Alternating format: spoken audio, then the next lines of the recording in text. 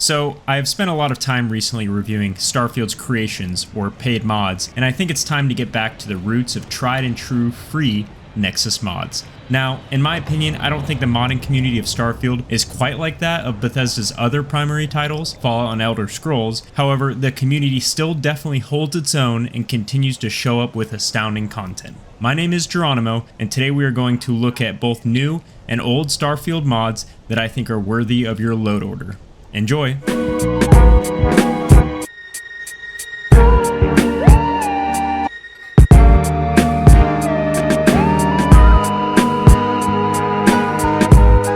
first mod we're taking a look at today is The Mandalorian by Radiclown. The Mandalorian is a Star Wars armor creation for Starfield that lets you dress your character as Din Djarin, or Mando from The Mandalorian. At its core, it's a full cosmetic gear set built around the Beskar armored bounty hunter look. Mandalorian armor, matching helmet, and a themed jetpack setup, as well as two distinct capes, so your character can look like they stepped straight out of the Outer Rim and into the settled systems. The creation is primarily about bringing Mando's visual identity into Starfield. Rather than adding a big questline or gameplay overhaul, in practical terms, you're getting a Mandalorian/Beskar style armor set designed around Din Djarin's silhouette, plus the associated jetpack boost pack look that completes the bounty hunter fantasy. You can find the set of armor in the Lair of Mantis or secret outpost on Denebula, directly next to the Mantis' own armor set. As a default, it takes whatever stats and legendary effects that your Mantis armor has in-game, so it isn't overly powerful compared to what is provided in the base vanilla game. With that, you can also craft the two cloak attachments at an industrial workbench, and the spacesuit set is totally modifiable at a spacesuit workbench. Along with the basic changes or mods, you can also change the color of the suit, either Mando's default outfit we see in early Season 1 of The Mandalorian, or his full-up Beskar suit if you want to traverse the settled systems in style. In my opinion, this mod is one of the cleaner fantasy fulfillment creations in that lane of Star Wars mods. It doesn't try to be a quest mod or a huge mechanical expansion, instead it focuses on nailing a specific character fantasy, being the Mandalorian bounty hunter roaming the galaxy. So if that sounds appealing, it's an easy recommendation. The armor set is very well made and offers enough customization, adding easily adjustable flavor to it. The next mod we're taking a look at is MacAniak Outpost Habs by MacAniak. MacAniak Outpost Habs by MacAniak is a Starfield outpost building mod focusing on giving you prefab habs that work more like premium player home modules than basic vanilla outpost pieces. It adds an all-in-one outpost hub that bundles several functions into a single structure. Instead of building a plain shell and furnishing it yourself, these habs come with utilities and interior features already baked in. The main highlights are a furnished all-in-one living suite designed as a ready-to-use player home, including built-in power generation via an included reactor, crew station capacity inside the hab itself, toggleable furniture so you can show or hide parts of the interior layout, ambient lighting controls using switches, and music playlist controls via turntables inside the hab.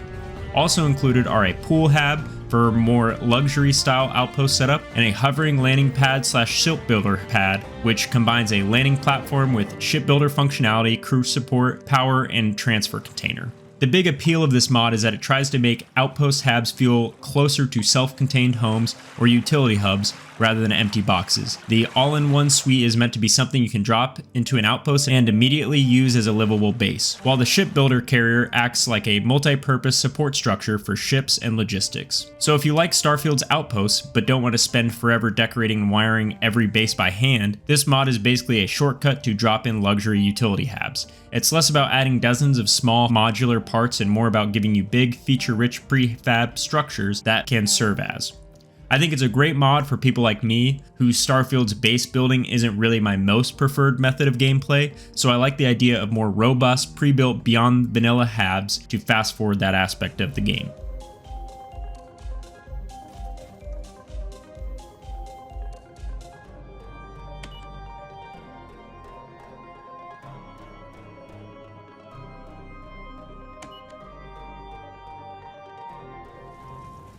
The next mod is a small mod, but it adds a big punch in my opinion.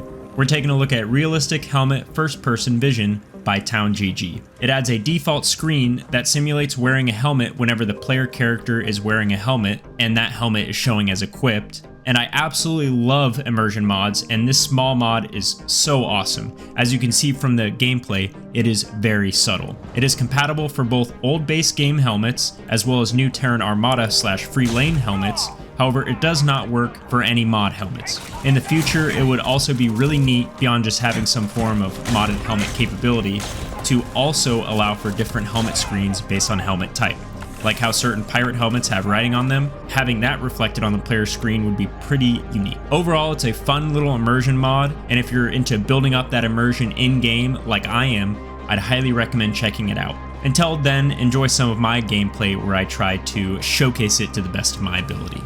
The next mod we're taking a look at is probably my favorite mod on this list, being Neon Expansion by MelodicJJ. Neon Expansion is a large-scale overhaul of Starfield's Neon that tries to make the city feel closer to the flashy, dense, cyberpunk metropolis shown in the game's early promotional material. Instead of treating Neon like a compact hub with a few key storefronts, the mod massively broadens it into a more lived-in entertainment district by adding 36 new shops, 9 player homes, and a lot more visual density across the city, all while keeping those additions load-free so the new interiors and spaces feel like a part of one continuous urban environment rather than chopped up cells. And the mod really is more than just more buildings. It has been continually updated with layout tweaks, lighting passes, bug fixes, new rear and upper platform areas, and improvements to how Neon Central districts look and flows. Overall, this makes Neon a denser, prettier, more explorable city with more reasons to spend time there, rather than a short quest mod or a combat overhaul mod. My favorite aspect of this new mod is the spaceport.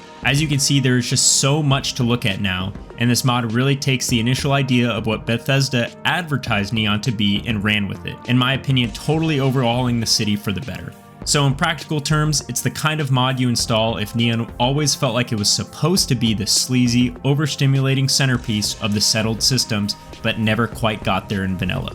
In my opinion, it is one of, if not the most impressive city overhaul mods in the Starfield modding community. And like most ambitious city expansion mods, it is a must-have for any playthrough. Once again, thank you for watching this talking head blabber on about another 4 mods in our beloved Starfield. If any of them seem worthwhile, be sure to head to the description to try them out yourself. If you want to stay tuned, I'll continue to keep a pulse on and present worthwhile mods and creations in Fallout, Skyrim, and Starfield. And of course, if there are any mods or creations you'd like to see me take a look at, don't hesitate to let me know in the comment section below. See ya!